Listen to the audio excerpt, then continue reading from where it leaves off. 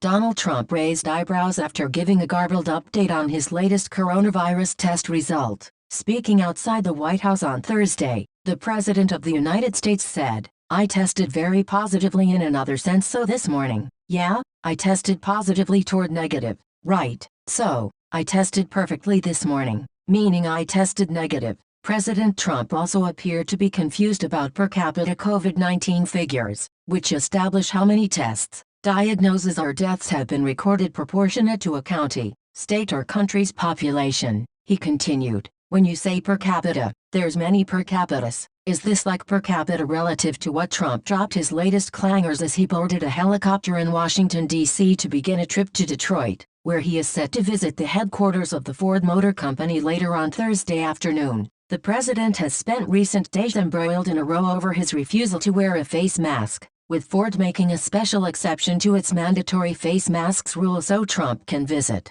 The president, Vice President Mike Pence and other top White House staffers have daily COVID-19 tests which give a result within 15 minutes. That intensive testing program has been set up to try and protect Trump's administration after it was hit by a wave of high-profile coronavirus diagnoses. Visit our live blog for the latest updates. Coronavirus news. Live a fortnight ago, an unnamed valet who works closely with the president and his family tested positive for the virus, with Trump said to be upset at the news. The next day, Vice President Pence's press secretary Katie Miller was also diagnosed with the disease. Both members of staff are now recovering. That saw Pence self-isolate in his Washington, D.C. residence until it was clear that he had not developed COVID-19 himself. The disease is now known to have infected almost 1.6 million Americans and killed over 93,000.